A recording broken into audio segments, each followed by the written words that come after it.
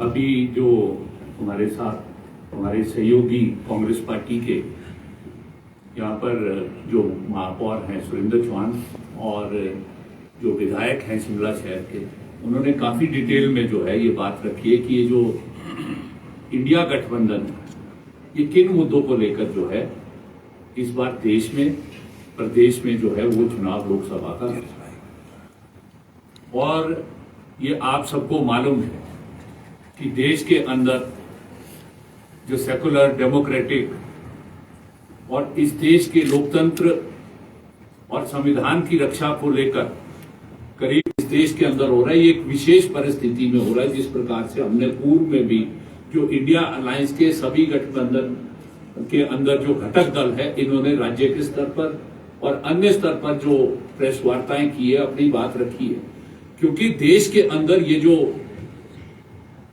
मोदी जी के नेतृत्व में ये जो भाजपा एनडीए की सरकार है, पिछले 10 वर्षों के अंदर हमारे संविधान के ऊपर, हमारे लोकतंत्र के ऊपर, विशेष रूप में जो हमारे देश का जो संघीय ढांचा है, ये जो फेडरल स्ट्रक्चर है, उसके ऊपर एक बड़ा हमला जो किया है। और आपको देखा है कि इनकी जो कार्यप्रणाली है वो बिल्कुल ही जो है तानाशाहपूर्ण है और फांसीवादी तौर तरीके अपनाकर जो है इस लोकतंत्र को खत्म करने का काम किया जाए।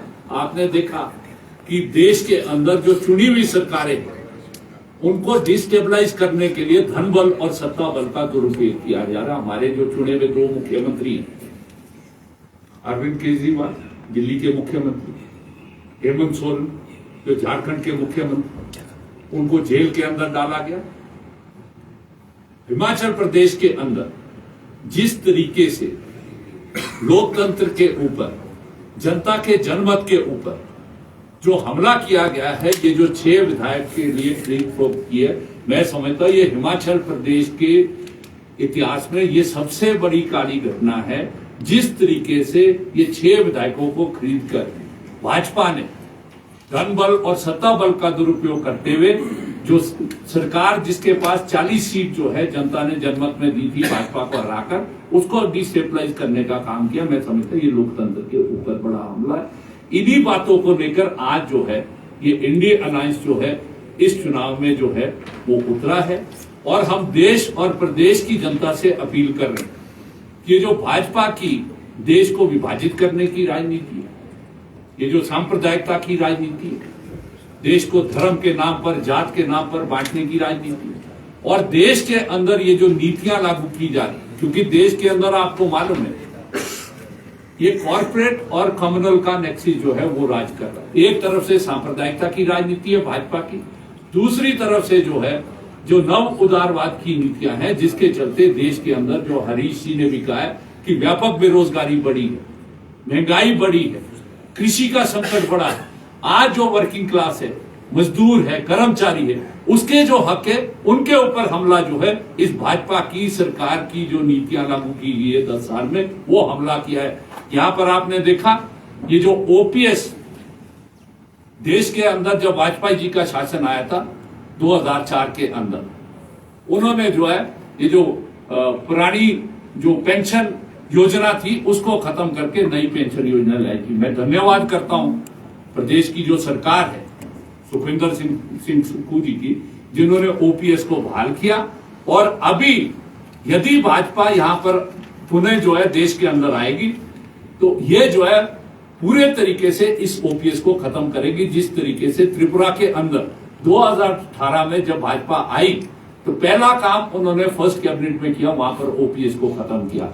राजस्थान के अंदर कांग्रेस की सरकार ने ओपीएस को शुरू कर दिया था, परंतु जैसे ही भाजपा आई वहां पर राज्य के अंदर सरकार में उन्होंने उसको समाप्त किया। तो ये बड़ा हमला जो है कर्मचारियों के ऊपर है।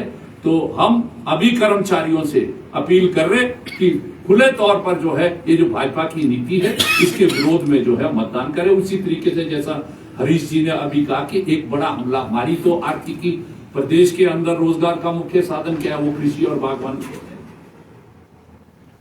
70% जो है 2019 में आयात शुल्क हो गया था सेब के ऊपर। अभी 2023 के अंदर यही मोदी जी जब अमेरिका गए उसको 50% कर दिया।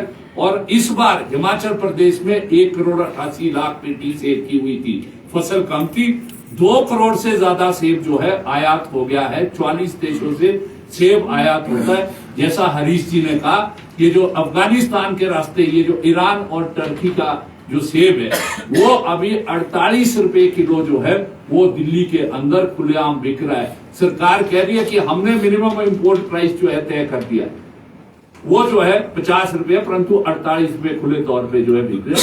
आपके माध्यम से, क्योंकि कल मोदी जी जो है चुनावी रैली करने मंडी में आए, आपके माध्यम से हम प्रश्न पूछना चाहते हैं कि 2013 के अंदर जब आप आए थे, आपने सोलन के अंदर, आपने जो है यहाँ पर जो कांगड़ा के अंदर रैली की थी, आपने वायदा किया था कि हम जो है इस सेब पर आयात शुल्क जो है 100% करेंगे, कल जवाब दे हो।